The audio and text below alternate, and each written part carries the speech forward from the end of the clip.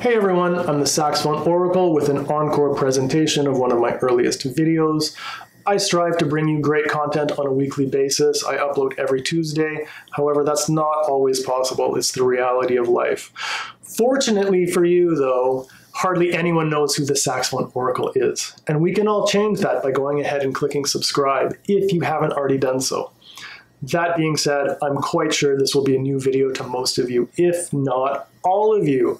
I'm a little shy sharing some of my older work, but I think you might find it interesting to see how I've progressed over the last year and a half. The video quality has certainly gotten better, and I think my style and presentation in general has come a long way as well. The information itself, well, that's evergreen, so I really hope you'll find it useful, even though it may be a little rough around the edges.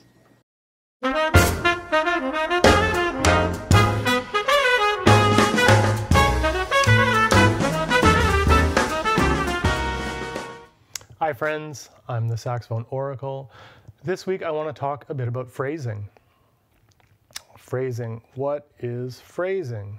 Well, phrasing is about how we choose to construct our musical lines and how we deliver them, how we link them together.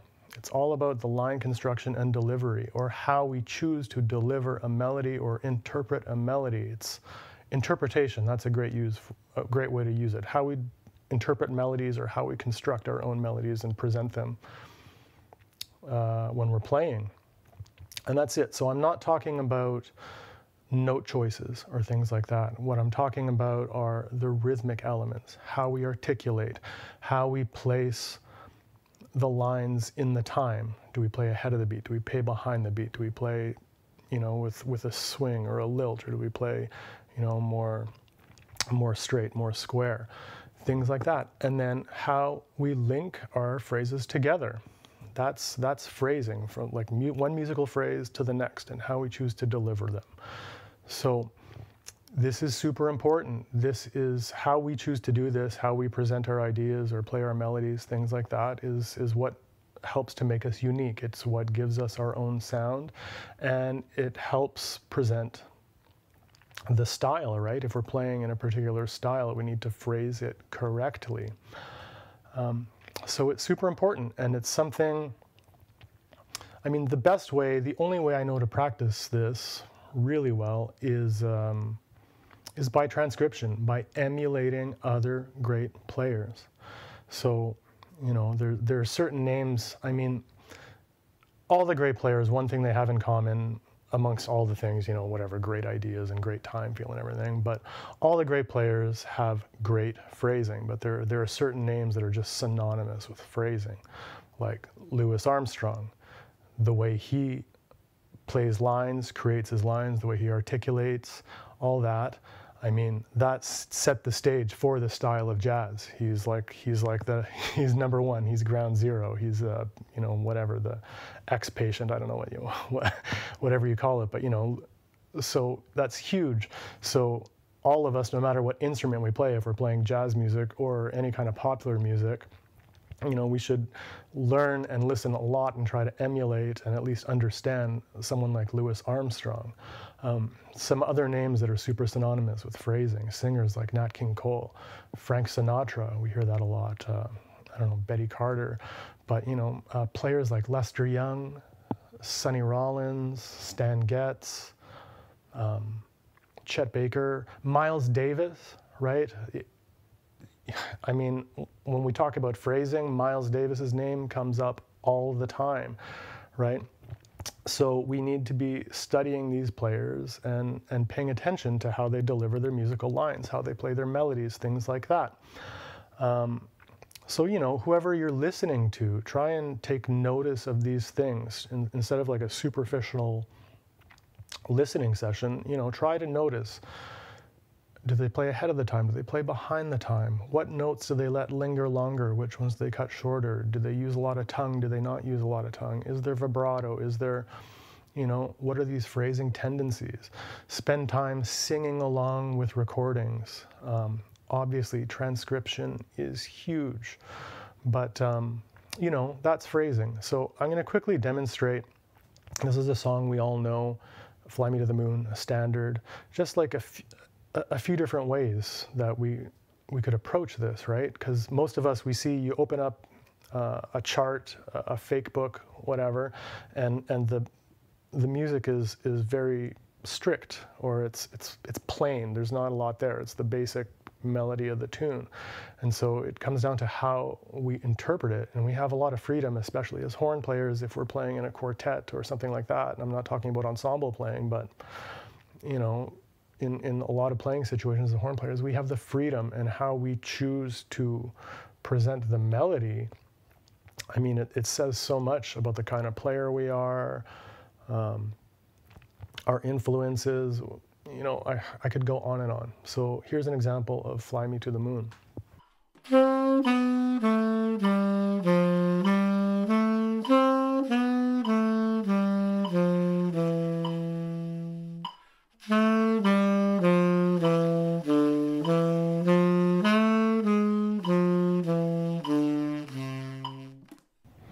Okay, so that's one way. I'm not looking at the actual sheet music, but often that's how a melody is presented. You know, it's pretty boring, it's pretty plain. It's correct though, they're the right notes, you know, but what else can we do with it? Here's another way of phrasing that melody.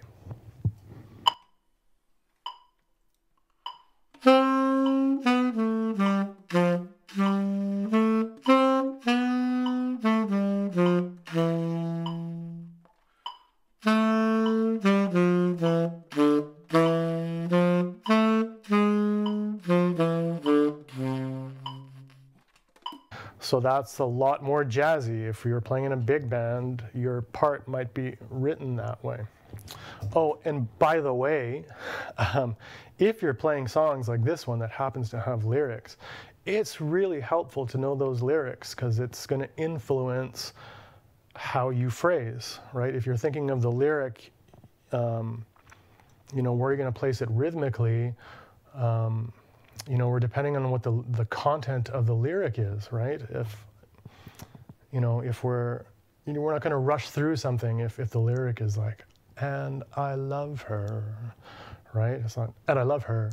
So that's going to have a heavy influence. But so one more way of doing Fly Me to the Moon. Here's a way that I would probably phrase it at this tempo.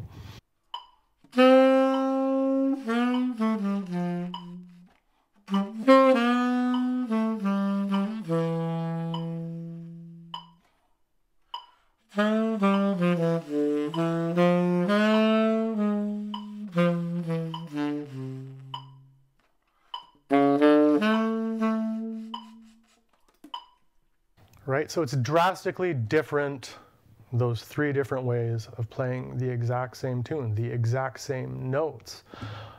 So that's phrasing. It's huge, it's really important. Again, pay attention to this, sing along, take notice to how things are done. I mean, it's not always simply a note on the page. There's a lot more happening there. You know, our players, I often hear beginners talk about, you know, well, I learned the song, but it doesn't sound anything like, you know, the way I hear it on the recording. It's like, well, because there's a lot of really, really subtle things happening. Sometimes there's a crescendo through the note. Sometimes there's a, you know, a pitch bend. There's a vibrato. How is it placed in time? How is it articulated? You know, there are so many different ways we can play a quarter note.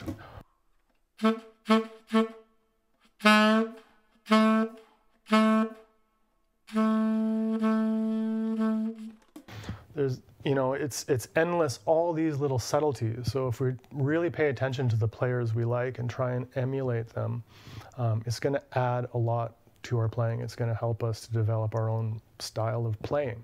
All right, so here's a way that we can go about practicing our phrasing. And I think this is a really cool way.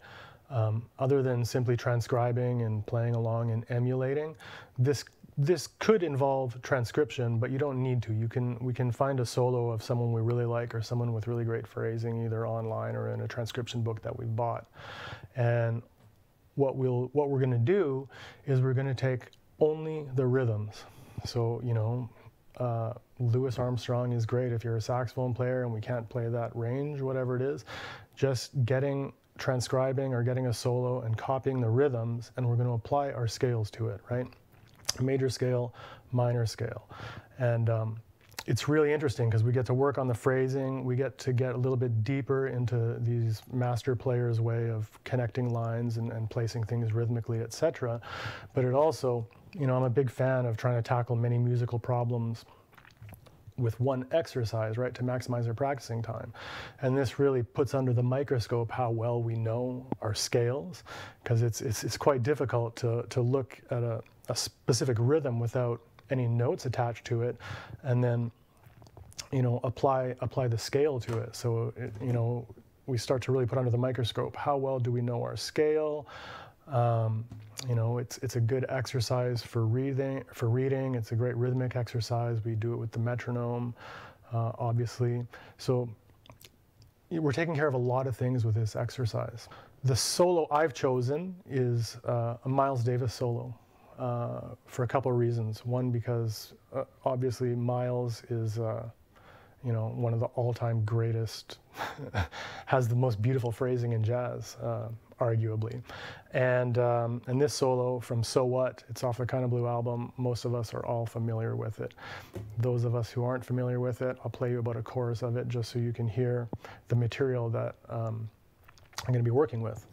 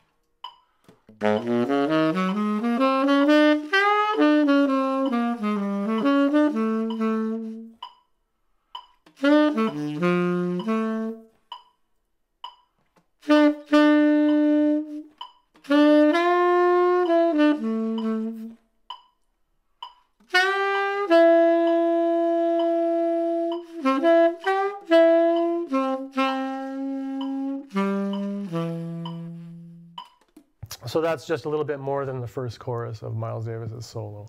I'm sure most of you are familiar with it. It's just an incredible, I mean, the phrasing is incredible. The sense of rhythm, how he places the melody, the sense of swing, it's, I mean, you can't beat it. So this would be a great candidate to work with. So now I'm going to apply the C major scale to it. That's it, C major scale, easy peasy. I'm going to start on low C. I'm going to go all the way up the entire range to the high F, back down to low B, and I'm just going to keep going over and over again to the rhythm and the phrases of Miles Davis from this solo.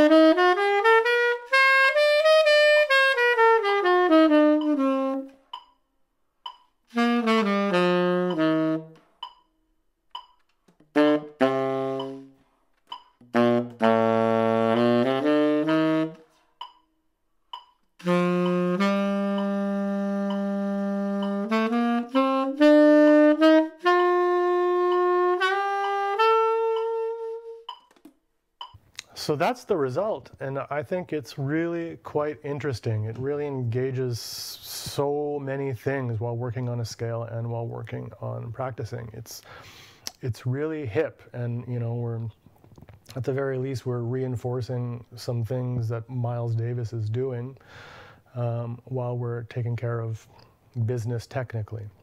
I am the Saxophone Oracle, and phrasing. That's what I wanted to talk about this week, and I think what is a really cool way we can go about practicing it.